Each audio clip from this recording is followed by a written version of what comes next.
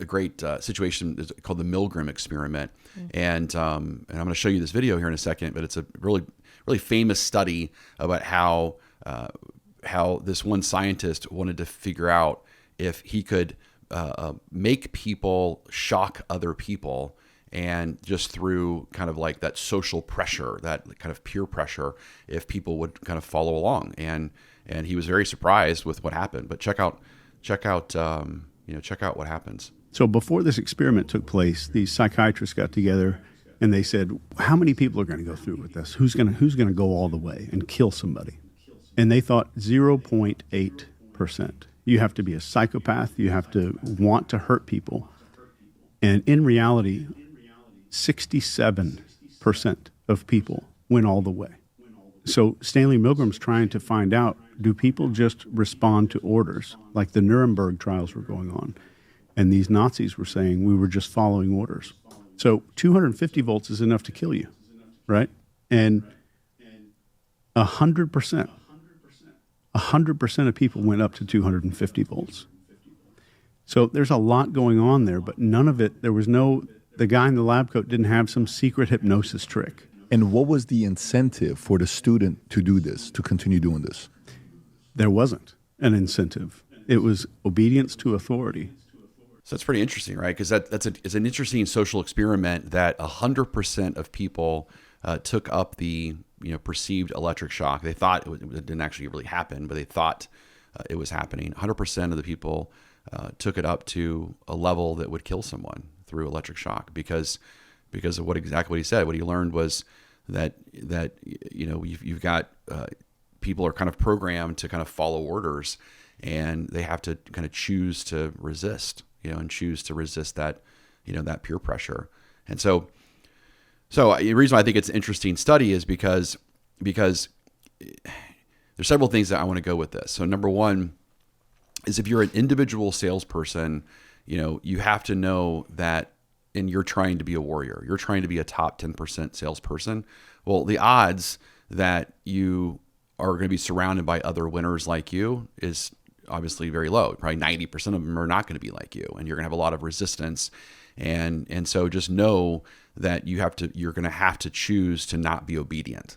That technically, to be mediocre, to complain about the economy and the reasons why people aren't buying, and the product's not good and the price is too high, and all those things that the general population of your peers and your same company are saying, that it's way more natural to just kind of be obedient and just kind of go with the masses and agree that that's the case, versus it's not natural. It actually requires you to really decide, in that case, to go against what people are saying, is the reason why we're failing. And that takes a lot of courage. A ton of courage. And it's programmed and wired into us, to be collective. In the past, it would have been dangerous to go against everybody because we needed other people. We still do, but we don't, not the same way that we did before. So it's understandable, but it's sad. But I wonder too if it's just listening to authority. I think that's part of it, but I think there's also, people are incredibly conflict avoidant.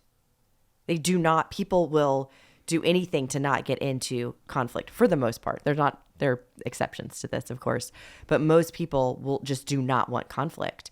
And we have to be okay with a level of conflict as a sales professional if you're going to be successful. You have to, I've watched shop videos where a prospect brings up an objection and the salesperson just kind of acts like they didn't say it. Mm-hmm. It's just like, mm-hmm.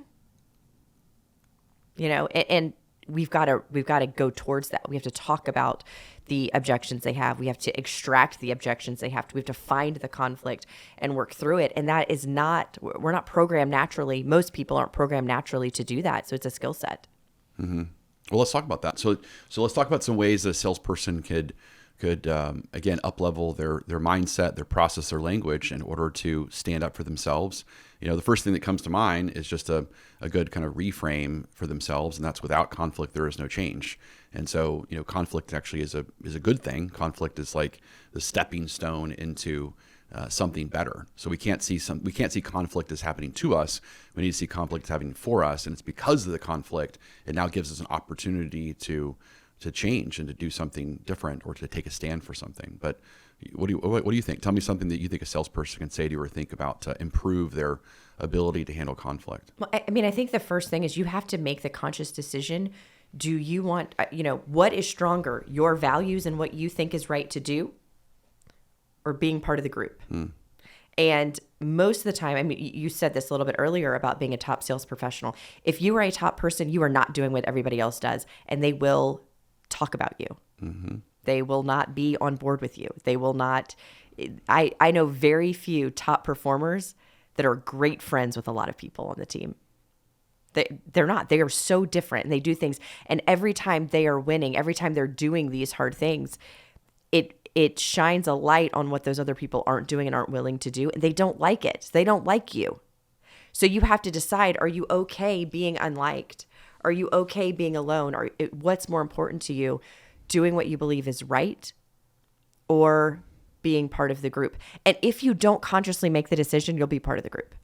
That's what will happen in the moment. If it's not made ahead of time, most of the time in the moment, it's too hard to make that decision and change and go against the grain, go against the group of people. So it has to happen ahead of time. I love it. Okay, so one thing would be obviously like just figure out what are your values. Figure out, and really, which makes a lot of sense because obviously if a person usually doesn't go against their values. I mean, usually that's the case, right? Especially that's one of the things that we know from NLP from a behavioral change perspective is if a person is struggling with doing something that we need them to do that would be very successful for them and very helpful for them, is to actually show them that the thing that they're struggling with is actually against the value that they care about so much, right? So, for example, if someone, let's say truth is a very high value for them, and speaking, being honest with people is a very high value, and integrity is a very high value, but all of a sudden the salesperson keeps yielding. They keep yielding the authority over to the customer, and they let the customer really control the process. Then what we would do in that situation is put them in what's called a cognitive dissonance, or like a bind. And that's, well, right now, are you going to start speaking your truth, which means you're going to uphold your value of integrity and you're going to start telling people what's best for them to do? Or are you going to change your value of integrity and truth and continue to yield to the customer and allow the customer to take advantage of you? Yeah, and we do not go against our values. We do not. But it's not, we will muddle that in our brain. So it's as a leader, something great to do is to pull it apart and show the two different actions and belief systems around it. It's a great gift that we can give somebody. Good.